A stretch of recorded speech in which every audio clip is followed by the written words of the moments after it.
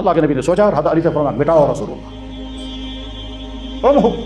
مٹاؤ۔ تو حضرت علی نے کہا یا رسول اللہ لا امحوک ابدا، یا رسول میری ہمت نہیں ہے رسول اللہ پر کراس لگاؤ، میں کیسے لگاؤں گا کراس، میں نہیں مٹا سکتا۔ آپ نے فرمایا لاؤ مجھے دے دو۔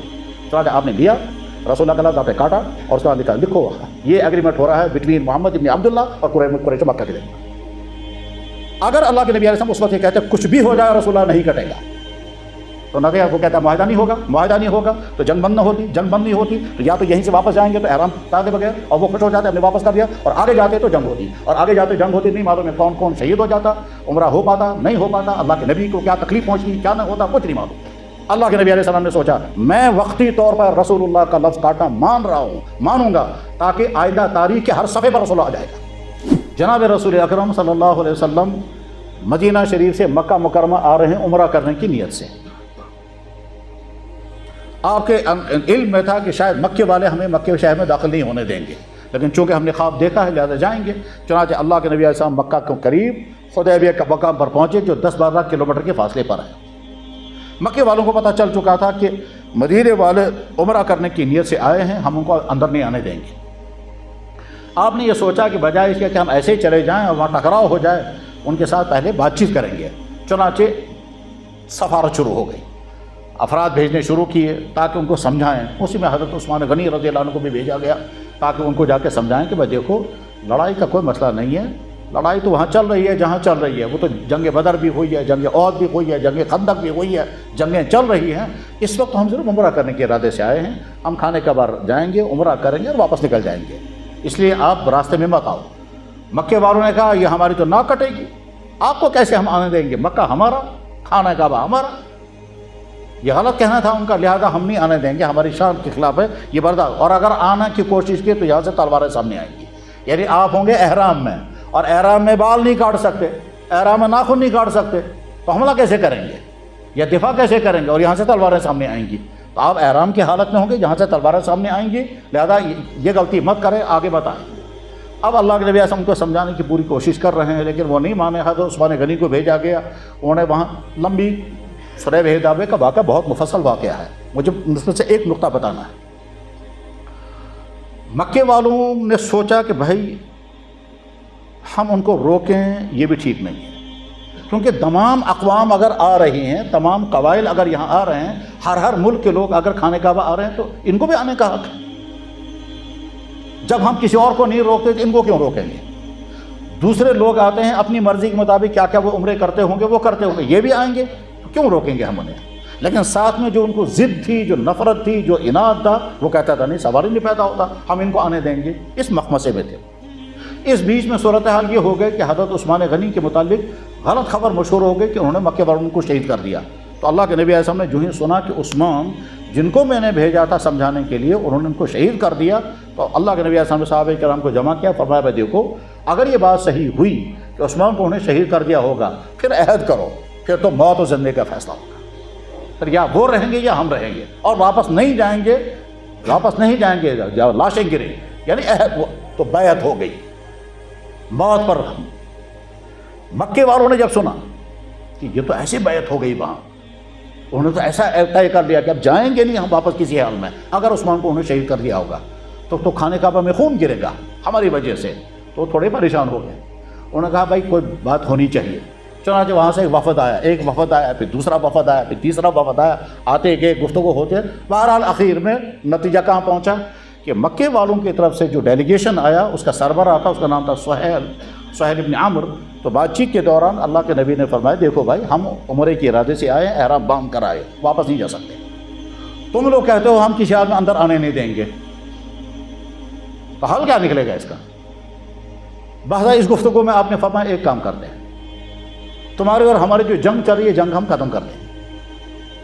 انہوں نے کہا ہاں بہت اچھا ہے، لیکن آپ اس سال واپس جائیں تاکہ ہماری ناک رہے، ہم کہہ سکیں ہم نے آنے نہیں دیا، اگلے سال آپ آ جائیں اور جنگ ہم بند کر دیتے ہیں۔ اللہ کے نبی نے سوچا، انہوں نے کہا ٹھیک ہے چلو صاحب ہم یہاں سے واپس جائیں گے۔ جو ہی صحابہ کرام نے یہ سنا کہ حضور واپس جانے کا فیصلہ کر رہے ہیں یہیں سے، تو ان کے تو خواب بکھر گئے، وہ تو چاہ رہے تھے ہم کس طرح سے کعبے پہنچے، اور اللہ کے نبی فیصلہ کر رہے ہیں کہ ہاں صاحب ہم یہیں سے واپس چلے جائیں گے، اگلے سال آئیں گے، لیکن جنگ بند کریں گے 10 سال کے لیے۔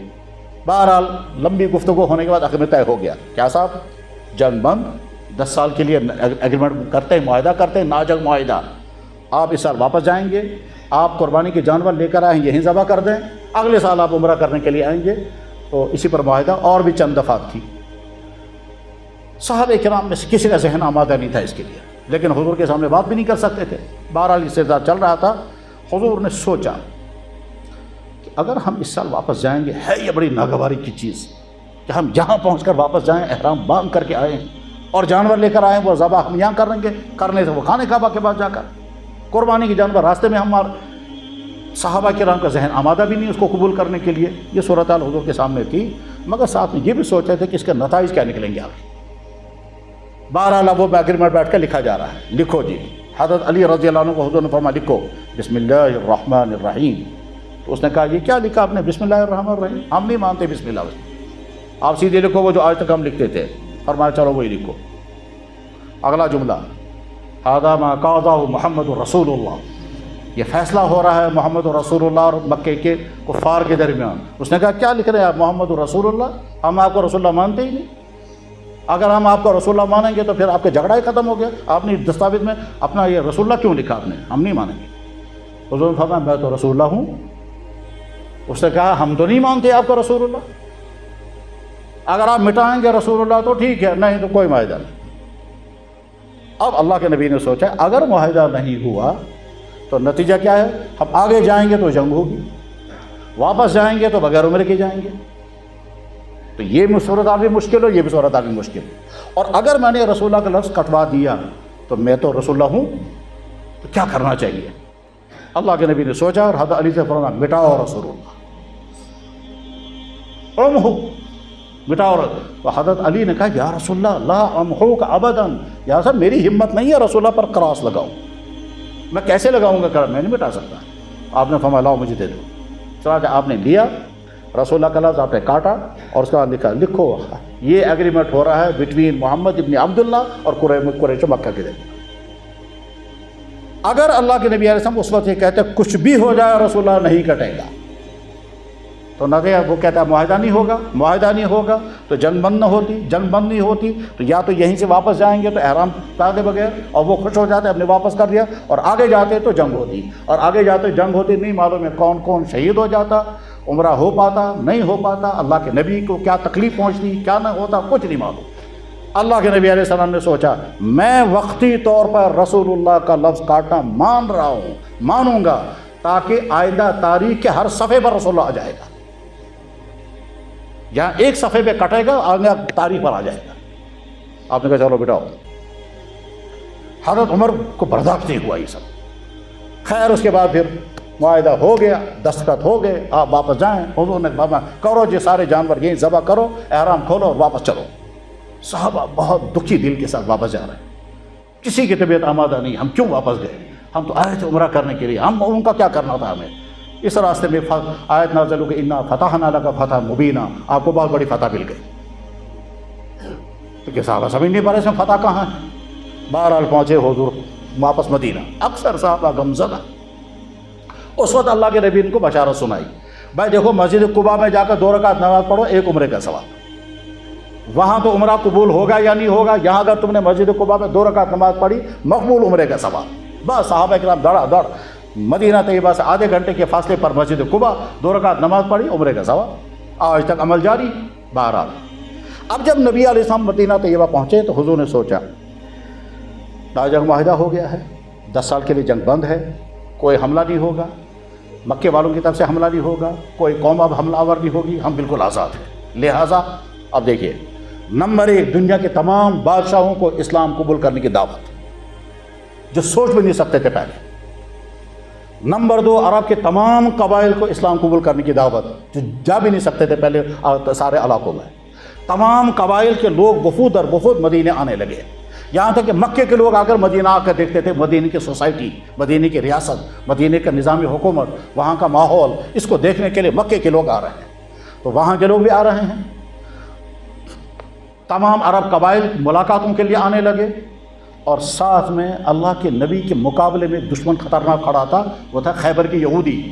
تو اللہ کے نبی علیہ الصلوۃ والسلام جب مکے والوں کے ساتھ جنگ بند ہو گئی ٹھیک خیبر کے یہودیوں کو پتہ چل گیا کہ اب مکے والے ہماری کو مدد نہیں کریں گے، لہذا اللہ کے نبی نے بڑی آسانی کے ساتھ خیبر پر حملہ کیا اور خیبر فتح ہو گیا۔ مکے والے ان کی مدد کر نہ سکے، کیوں نہیں کر سکے؟ کیونکہ معاہدہ ہو گیا تھا۔ اب لوگوں کو سمجھ میں آ گیا اللہ کے نبی نے دو دشمنوں کے بیچ میں اپنے آپ کو رکھ کر، ادھر مکے والے ادھر خیبر والے تھے، ان کے ساتھ معاہدہ کر کے جنگ بند کر دی، اور ان کے ساتھ جنگ کرنی پڑی تو ان کو کوئی مقابلہ ہی نہیں کر سکے، بہت آسانی کے ساتھ خیبر فتح ہو گیا۔ تو خیبر بھی فتح ہو گیا، دنیا کے تمام بادشاہوں کو اسلام کے خطوط قبول کرنے کے خطوط پہنچے، عرب کے تمام قبائل میں اسلام کی دعوت پہنچی، مکے کے بڑے بڑے سربراہان مدینے آئے اور اسلام قبول کیا، اس میں خالد بن ولید بھی آ گئے۔ اب جب خالد بن ولید اور اس طرح سے 2-3 کمانڈر آ گئے تو اللہ کے نبی نے فرمایا مکے نے اپنے جگر پھینک دی ہے، اب وہاں کچھ بھی باقی نہیں بچا۔ وجہ ہوئی وہ معاہدہ، آپ نے وقتی طور پر لفظ رسول اللہ کاٹنا مان لیا، نتائج نکل آئے۔ اب جنگ بند ہے، اللہ کے نبی تو خلاف ورزی کر ہی نہیں سکتے، انہی سے خلاف ورزی ہو گئی۔ انہوں نے کہا جاؤ معاہدے کی خلاف ورزی ہو گئی، جو ہی معاہدے خلاف ورزی ہو گئی معاہدہ ٹوٹ گیا۔ جب معاہدہ ٹوٹ گیا تو اللہ کے نبی نے فرمایا ختم، معاہدہ ختم ہو گیا، اب ہم حملہ کریں گے کیونکہ معاہدہ ختم ہو چکا ہے۔ اور ہم جب حملہ کریں گے تو ہم اس لیے نہیں حملہ کریں گے کہ ہم ان کا خون بہائیں گے، ہم اس لیے حملہ نہیں کریں گے کہ ان کو دکھ پہنچائیں گے، ہم اس لیے حملہ کریں گے کہ مکہ ہمارے ہاتھ میں آئے گا، وہاں کے لوگوں پھر اسلام کو پیش کریں گے، لہٰذا مسلمان بن جائیں گے۔ چنانچہ 10,000 کی فوج دے کر آ گئے۔ 2 سال پہلے 1,500 تھے کل، اور 1.5 سال کے بعد 10,000 صحابہ کی جماعت تیار ہو گئی۔ پچھلے تقریباً 20 سال کی محنت میں اتنی صحابہ کی جماعت تیار نہیں ہو سکی تھی جتنے 1.5 سال کے عرصے میں تیار ہو گئی۔ وجہ بن گئی لفظ رسول اللہ کاٹنا آپ نے مان لیا۔ پوائنٹ کیا نکلا؟ کبھی کبھی چھوٹے مسئلے کو آپ پوائنٹ آف پرسٹیج بنائیں گے اور اپنے لیے مسائل کھڑے کریں گے، اور کبھی کسی بڑے مسئلے کو آپ پوائنٹ آف پرسٹیج نہیں بنائیں گے تو بہت سارے مسائل سے اپنے آپ کو بچائیں گے۔ یہ تو اگر یہ حقیقت سمجھ میں آ جائے تو بڑی بصیرت افروز ہے کہ بہت ساری جگہوں پر انسان ٹالرنس اختیار کرے گا تو بہت سارے مسائل سے بچ جائے گا۔